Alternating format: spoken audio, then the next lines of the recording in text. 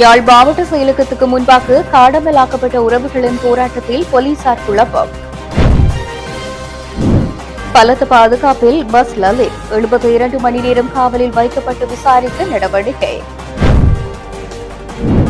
ஆசிய அபிவிருத்தி வங்கியின் ஆதரவுடன் வடக்கில் முன்னெடுக்கப்படும் திட்டங்கள் தொடர்பில் ஆராய்வு. நல்லூரில் அதிக விலைக்கு குடிநீர் போத்தல் விற்றவருக்கு 9,50,000 ரூபாய் அபராதம். மட்டக்களப்பு மாவட்ட மக்களுக்கு அமைச்சர் சுனில் ஹம்துனெத்தி விடுத்துள்ள அறிவுறுத்தல். நீதிமன்றத்தில் முன்னிலைப்படுத்தப்பட்டுள்ள கெகல்பத்தர பத்மே. கோட்டாபயவின் முன்னாள் செயலாளருக்கு எதிராக நீதிமன்றம் பிறப்பித்த உத்தரவு. தாய் தந்தையை இழந்து சிறுவர் இல்லங்களில் வாழ்ந்த குடும்பங்களுக்கு வீட்டு திட்ட காசோலைகள் வழங்கி வைப்பு. அக்கறை மீனவர்களுக்கு இந்திய உயர்ஸ்தானிக ரகத்தால் மீன்பிடி உபகரணங்கள் வழங்கி வைப்பு. மாகாண சபை தேர்தல் குறித்து அரசு தரப்பின் அறிவிப்பு. சுரேஷ் சாலையின் தடுப்பு காவல் மேலும் நீடிப்பு, நீதிமன்றம் அதிரடி உத்தரவு. காணாமற் போன குடும்பங்களின் வீடுகளுக்கே சென்று கொடுப்பனவு வழங்கிய நீதி அமைச்சர். மாகாண சபை தேர்தல் மட்டும் மக்களின் பிரச்சினைகளுக்கு தீர்வாகாது, வசந்த முதலிகே. தொடர்வது விரிவான செய்திகள். யாழ் மாவட்ட செயலகத்தில் போராட்டத்தில் ஈடுபட்ட காணாமல் ஆக்கப்பட்டோரின் உறவுகள் சங்கத்தின் பிரதிநிதிகளுக்கும் போலீசாருக்கும் இடையில் முரண்பாடு நிலைமை ஏற்பட்டதால் பதற்ற நிலை உருவானது.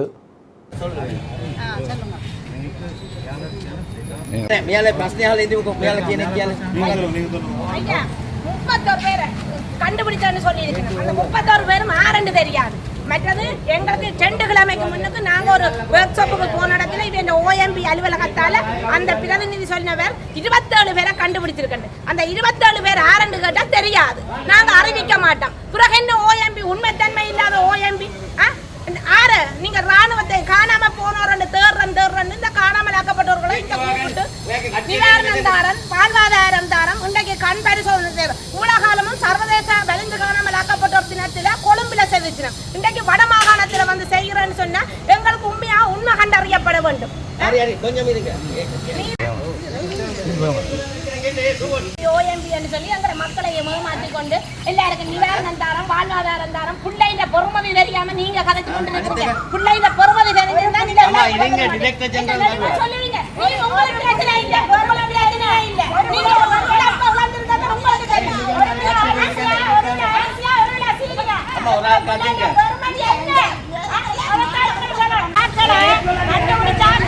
தெரிய வைக்கணும். ஆரை கண்டுபிடிச்சீங்க, ஆரை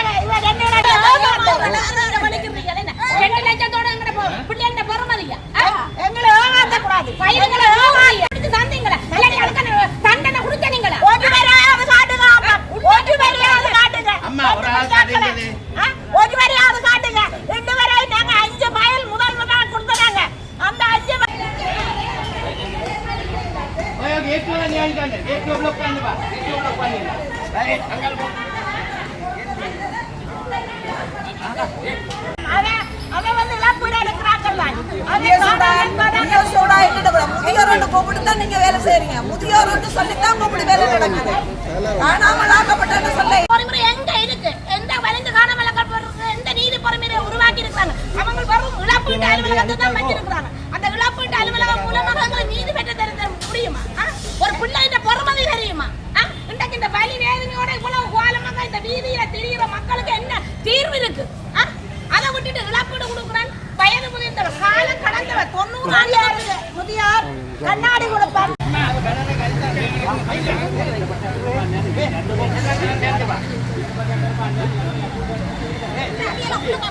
அவங்களும் பாதிக்கப்பட்டவங்களானே, அவங்களும் அவங்கள உள்ள விடுங்க சார், விடுங்க சார்.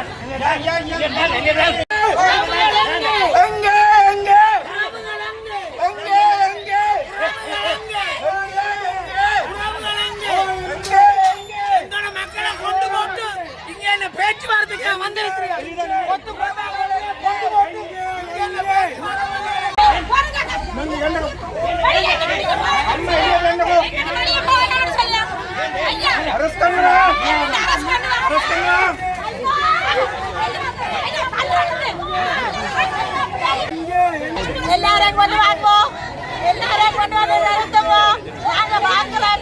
அதுக்கு பிறகு தைரியம், அதுக்கு பிறகு நாங்க எங்களுடைய ஒப்படைக்க போயிட்டோம். கண்டுபிடிச்சு தாங்குவோம். அதுக்கு பிறகு நீங்க கரையுங்க. எங்கட பிள்ளைகளை எங்கிட்ட ஒப்படைங்க.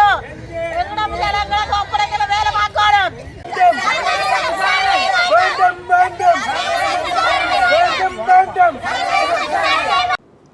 துபாயிலிருந்து நாட்டுக்கு அழைத்து வரப்பட்ட ஒழுங்கமைக்கப்பட்ட குற்றக்குழுவைச் சேர்ந்த லலித் கண்ணங்கரை என்ற பஸ் லலித் 72 மணி நேரம் காவலில் வைக்கப்பட்டு விசாரிக்கப்படுவார் என போலீஸ் ஊடக பேச்சாளர் உதவி போலீஸ் அத்தியட்சர் எஃப் பூட்லர் தெரிவித்துள்ளார். இவர் துபாயில் கைது செய்யப்பட்டு இன்று காலை நாட்டிற்கு அழைத்து வரப்பட்டுள்ளார். சந்தேக நபரை நாட்டிற்கு அழைத்து வருவதற்காக மத்திய குற்றப்புலனாய்வு பணியக அதிகாரிகள் குழு சமீபத்தில் துபாய்க்கு புறப்பட்டு சென்றிருந்தமை குறிப்பிடத்தக்கது. துபாயில் கைது செய்யப்பட்டு இலங்கைக்கு அழைத்து வரப்பட்டு ஒழுங்கமைக்கப்பட்ட குற்றக்குழுவைச் சேர்ந்த பஸ் லலித் என அழைக்கப்படும் லலித் கண்ணங்கர் மத்திய குற்றப்புலனாய்வு பணியகத்திற்கு அழைத்துச் செல்லப்பட்டுள்ளார். கடந்த நாட்களில் துபாய் பாதுகாப்பு படையினரால் கைது செய்யப்பட்டு பஸ் லலித் சர்வதேச சிவப்பு எச்சரிக்கையின் கீழ் அழைத்து வரப்பட்டுள்ளார். தற்போது கட்டுநாயக்க விமான நிலையத்தில் உள்ள குற்றப்புலனாய்வு திணைக்கள அதிகாரிகள் அவரது வாக்குமூலங்களை பதிவு செய்து வருவதாகவும் தெரிவிக்கப்படுகின்றது. இதன் பின்னர் அவர் மேலதிக விசாரணைகளுக்காக கொழும்பு மத்திய குற்றப்புலனாய்வு பிரிவுக்கு கொண்டு செல்லப்பட உள்ளார்.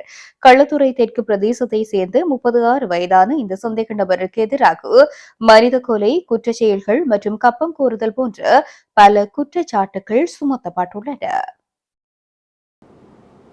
வடக்கு மாகாணத்தில் ஆசிய அபிவிருத்தி வங்கியின் ஆதரவுடன் முன்னெடுக்கப்பட்டு வரும் நீர்வளங்கள் சங்கிலி மற்றும் சிறிய நடுத்தர தொழில் முயற்சிகள் தொடர்பிலான திட்டங்களின் பெறுபேறுகள், மக்களுக்கு ஏற்பட்டுள்ள பயன்கள் மற்றும் எதிர்கால முன்னேற்றங்கள் குறித்து ஆசிய அபிவிருத்தி வங்கியினால் அழைத்து வரப்பட்ட ஊடக குழுவினர் மாகாணத்தின் அபிவிருத்தி நிலைமைகள் தொடர்பில் வடக்கு மாகாண ஆளுநருடன் கலந்துரையாடலில் ஈடுபட்டனர்.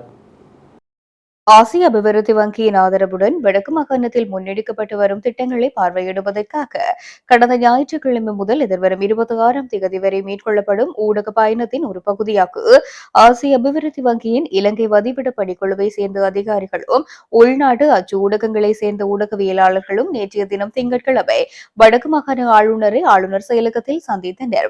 இலங்கையில் நேர் மற்றும் சிறிய நடுத்தர தொழில்துறைகளில் ஆசிய அபிவிருத்தி வங்கியின் பங்களிப்பையும் குறிப்பாக வறுமையை குறைத்தல், பிராந்திய சமத்துவமின்மையை குறைத்தல் மற்றும் மக்களின் வாழ்க்கை தரத்தை மேம்படுத்தல் ஆகியவற்றில் இத்திட்டங்கள் ஏற்படுத்தியுள்ளதாகத்தையும் பொதுமக்களுக்கு எடுத்துச் செல்வதே இந்த பயணத்தின் நோக்கமாகும். தாளையடியில் அமைக்கப்பட்டுள்ள கடல் நீரை நன்னீராக்கும் திட்டம், தீவக பகுதிகளில் முன்னெடுக்கப்படும் தொடர்புடைய நேர்முயற்சிகள் மற்றும் யாழ்ப்பாணத்தில் சிறிய நடுத்தர தொழில் முயற்சி நிலையங்கள் உள்ளிட்ட திட்டங்களை பார்வையிடும் வகையில் ஊடக குழுவின் பயணம் திட்டமிடப்பட்டுள்ளது. இதன் மூலம் திட்டங்களின் நடைமுறை பெறுபேறுகள் மற்றும் பயனாளர்களின் அனுபவங்களை நேரடியாக பதிவு செய்வதற்கான வாய்ப்பும் ஏற்படுத்தப்பட்டுள்ளது. ஆசிய அபிவிருத்தி வங்கியின் திட்டங்களின் மூலம் வடக்கு மாகாணத்தில் உருவாக்கப்பட்டுள்ள உட்கட்டமைப்பு வசதிகள், அவற்றின் தற்போதைய நிலை மற்றும் எதிர்கால தேவைகள் தொடர்பில் ஆளுநரும் ஊடக குழுவினரும் கருத்துக்களை பரிமாறிக்கொண்டனர்.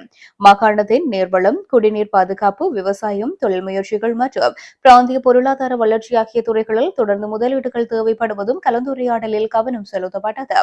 இந்த சந்திப்பில் ஆளுநரின் செயலாளர், ஆசிய அபிவிருத்தி வங்கியின் இலங்கை வதிவிட பணிக்குழுவின் பணிப்பாளர் உள்ளிட்ட அதிகாரிகள், முதன்மை திட்ட அலுவலர், மூத்த தொடர்பாடல் அலுவலர், நிதித்துறை அலுவலர் மற்றும் திட்ட உதவியாளர் ஆகியோர் அடங்கிய குழுவும் உள்நாட்டு அச்சு ஊடகங்களை சேர்ந்த ஊடகவியலாளர்களும் கலந்து கொண்டனர்.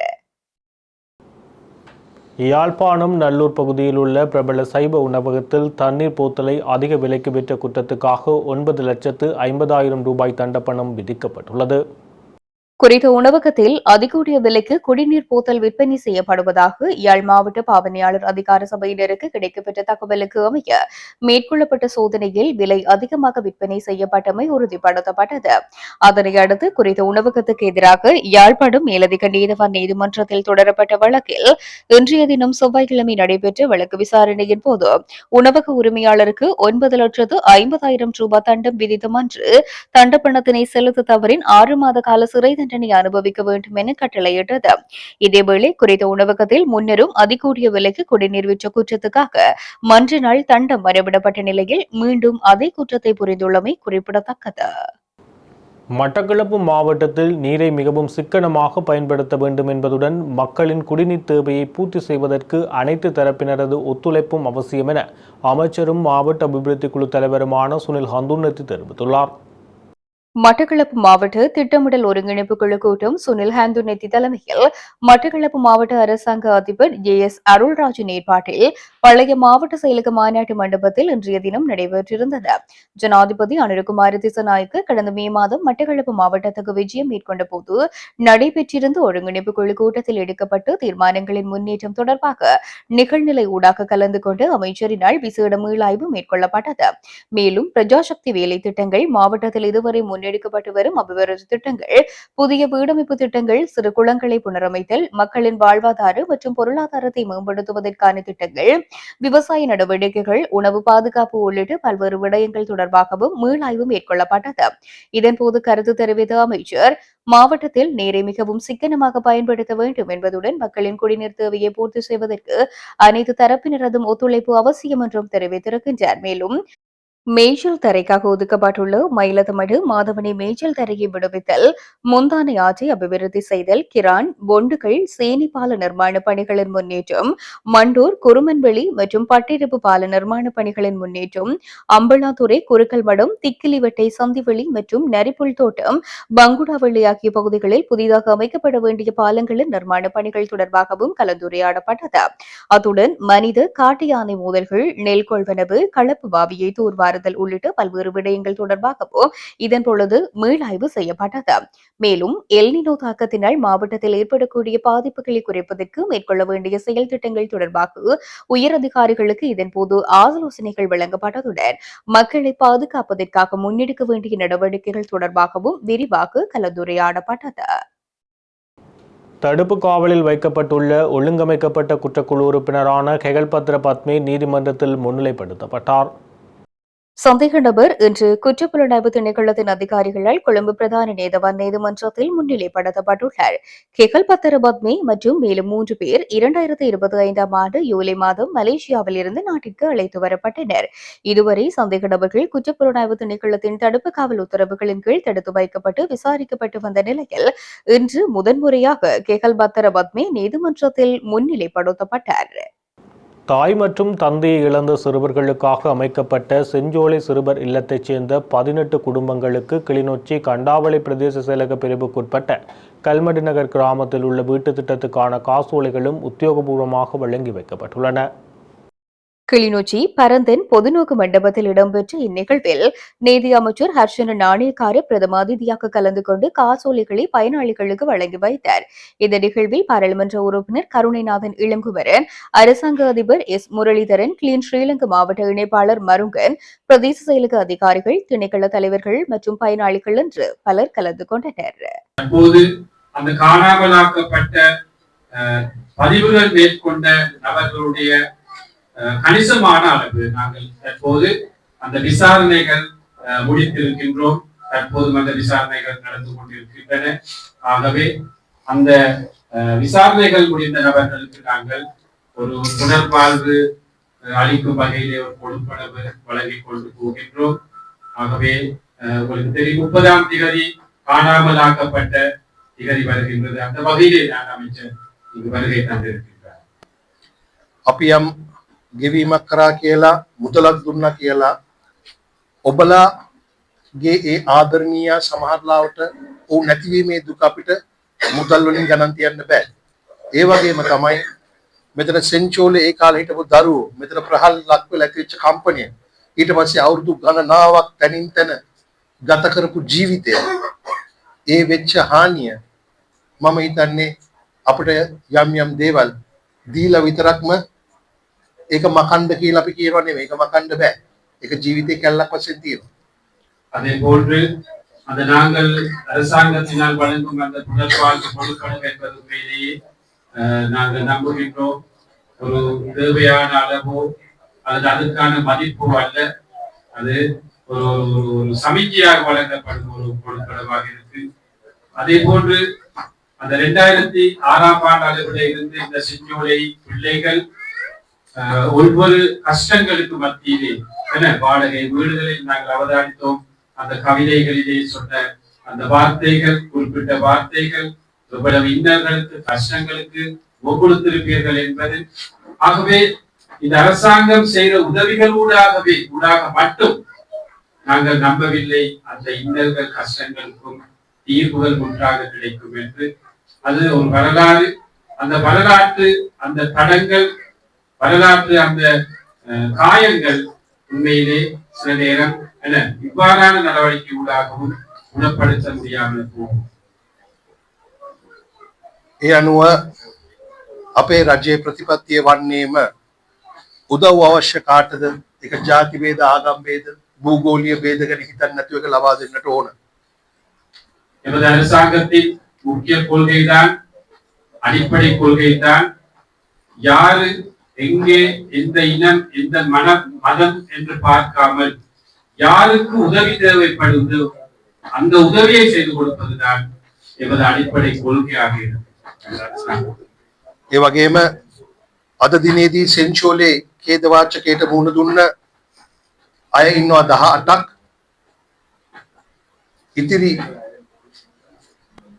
3 දෙනා මා හිතන්නේ අතුරුදහන් වූ පවුල්වල උදවිය.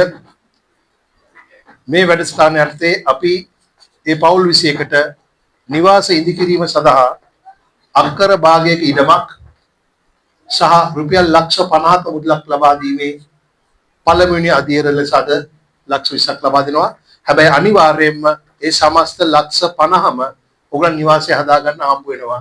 ඒ විතරක් නෙමෙයි, ඒ හැම අක්කර භාගයකම රජය විසින් මැදිහත් වෙලා පොල් පැල පවා හිටවල ඔයගොල්ලන්ට දෙනවා. அதே போன்று இந்த தினத்திலே இங்கு வருகை தந்திருக்கின்றார்கள் செஞ்சோலையிலே இருந்த அந்த பிள்ளைகள் 18 பேர். அதே போன்று காணாமலாக்கப்பட்ட அந்த குடும்பங்களை சார்ந்த 3 பேர் இருக்கின்றவர்களுக்கு அறிந்திருந்தோம்.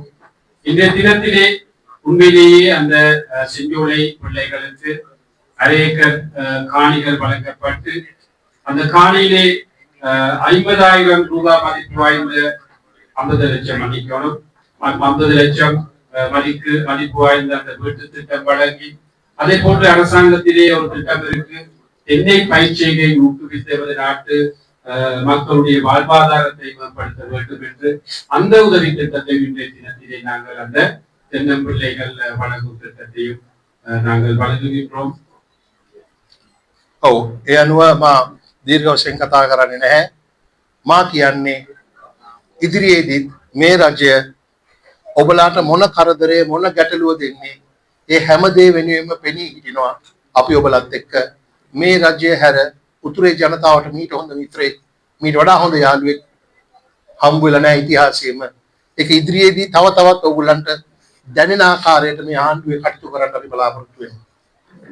இன்றைய இந்த அரசாங்கம் என்பது உண்மையிலே இந்த வடக்கு வாழ் மக்களுக்கு கிடைத்த ஒரு அருமையான ஒரு நட்பான ஒரு நண்பனான ஒரு அரசாங்கம் கிடைத்திருக்கு. உங்களுக்கு ஒரு நெருக்கமான உறவினர் கிடைத்திருக்கு இந்த அரசாங்கம். எனவே வருங்காலத்திலே உங்களுக்கு அப்படி ஒரு நட்பு மிக்க ஒரு அரசாங்கம் கிடைக்கவில்லை. எதிர்வரும் காலங்களிலும் வேற அரசாங்கம் உங்களுக்கு கிடைக்குமா என்று சொல்கிறார் என்றாலும் இன்று இந்த இருக்கும் அரசாங்கம் என்பது உண்மையிலேயே உங்களுடைய இந்த வடமாகாண மக்களுடைய அரசாங்கம் ஒன்று. ஆக ஒரு மிகவும் நெருக்கமான உங்களுடைய ஒரு உறவினராக ஏற்றுக்கொள்ள வேண்டும். அவ்வாறான ஒரு அரசாங்கம் உங்களுக்கு கிடைத்திருக்கு. අවසාන වශයෙන් මා ස්තුතිවන්ත වෙනවා දිසාපතිතුමාටත් ප්‍රාදේශීය ලේකම් තුමාටත් ඒ වගේම මේ ප්‍රදේශීය පාර ග්‍රාම සේවකධාරී තුමිය මා හිතන්නේ තුමියටත් ග්‍රාම සේවකතුමා සහ ඒ ප්‍රදේශයේ තවත් ග්‍රාම සේවක තුමියක් වෙනතට පැමිණියා. யாழ் இந்திய துணை தூதரகத்தின் ஏற்பாட்டில் பர்ணகுலசிங்கம் அவர்களின் விசேட கோரிக்கைகளுக்கு அமைவாக அக்கரை பகுதி மீனவர்களுக்கு இந்திய உயர்ஸ்தானிகர் ஆலயத்தினால் மீன்பிடி உபகரணங்கள் இன்று வழங்கி வைக்கப்பட்டது. காலை 10:30 மணியளவில் நடைபெற்ற இந்த நிகழ்வில் தலா 25,000 ரூபாய் பெறுமதியான கடற்தொழில் உபகரணங்கள் 20 மீனவர்களுக்கு யாழ் இந்திய துணை தூதுவர் சாய் முரளி வழங்கி வைத்தார். இந்த நிகழ்வில் அக்கறை மீனவர் சங்கங்களின் உறுப்பினர்கள், பயனாளிகள், இந்திய துணை தூதரகத்தின் அதிகாரிகள் என பலரும் கலந்து கொண்டிருந்தனர். மாகாண சபை தேர்தலை சாத்தியமான வகையில் விரைவாக நடத்துவதே அரசாங்கத்தின் எதிர்பார்ப்பாகும் என அமைச்சர் நலிந்த ஜெயதிச தெரிவித்துள்ளார். நாடாளுமன்ற உறுப்பினர் நிலந்தி ஹொட்டக்கச்சி மாகாண சபை தேர்தல் நடத்தப்பட மாட்டாது என அண்மையில் வெளியிட்ட கருத்து தொடர்பாக இன்று நடைபெற்ற அமைச்சரவை முடிவுகளை அறிவிக்கும் ஊடகவியலாளர் சந்திப்பில் எழுப்பப்பட்ட கேள்விக்கு பதிலளிக்கும் போதே அமைச்சர் இதனை குறிப்பிட்டார். இங்கு அவர் மேலும் தெரிவிக்கையில், மாகாண சபை தேர்தலை விரைவாக நடத்துவதே அரசாங்கத்தின் எதிர்பார்ப்பாகும். இந்த ஆண்டில் நாடாளுமன்றம் சட்டம் இயற்றி எல்லை நிர்ணய பணிகளை செய்து தந்தால் ஏற்கனவே நிதி ஒதுக்கப்பட்டுள்ளது. மாகாண சபை தேர்தல் நடத்தப்படும். மாகாண சபை தேர்தலை நடத்தப்போவதில்லை என்ற எண்ணம் இல்லை. நாடாளுமன்ற குழு ஒன்று நியமிக்கப்பட்டுள்ளது. அதன் மூலம் அந்த நடவடிக்கைகள் இடம்பெற வேண்டும். தேர்தலை நடத்துவதற்கான சட்டம் இல்லாமல் தேர்தலை நடத்த முடியாது. சட்டத்தை நாம் விரைவாக நாடாளுமன்றத்தில் நிறைவேற்ற வேண்டும் என்றார். காணாமல் போனவர்களின் குடும்பங்களின் நலன்களை நேரில் விசாரிப்பதற்கும் அவர்களுக்கு வழங்கப்படும் புத்துயிர்ப்பு கொடுப்பனவை கையளிப்பதற்கும் நீதி மற்றும் தேசிய ஒருமைப்பாட்டு அமைச்சர் கசன நாணயக்கார யாழ்ப்பாணம் மற்றும் கிளிநொச்சி மாவட்டங்களுக்கு விஜயம் மேற்கொண்டார். இதன் கீழ் கிளிநொச்சி கனகாம்பிகை குளம் பகுதியில் 2009ஆம் ஆண்டு காணாமல் போன 2 மகள்களின் குடும்பத்திற்கு புத்துணர்வு கொடுப்பனவை அமைச்சர் இன்று வழங்கியுள்ளார். காணாமல் போனவர்களின் குடும்பங்களின் பொருளாதார நிலையை மேம்படுத்தும் நோக்கிலேயே இந்த கொடுப்பனவு வழங்கப்படுவதாக அமைச்சர் தெரிவித்தார். மேலும் காணாமல் போனவர்கள் தொடர்பாக இன்னமும் 11,000 முறைப்பாடுகள் விசாரணைக்கு உட்படுத்தப்பட வேண்டியுள்ளதாகவும், கிளிநொச்சி மற்றும் முல்லைத்தீவு மாவட்டங்களில் நிலுவையில் உள்ள சுமார் 200 முறைப்பாடுகளின் விசாரணைகள் இந்த வருடத்துக்குள் நிறைவு செய்யப்படும் என்றும் கூறினார். கடந்த காலத்தில் காணாமல் போன ஆட்கள் பற்றிய அலுவலகம் தொடர்பில் மக்களிடையே நம்பிக்கையற்ற நிலை காணப்பட்டதாகவும், தற்போதைய அரசாங்கத்தின் கீழ் அந்த அலுவலகத்தின் செயற்பாடுகள் தொடர்பில் மக்களுக்கு நம்பிக்கை ஏற்பட்டுள்ளதாகவும் அமைச்சர் கூறினார்.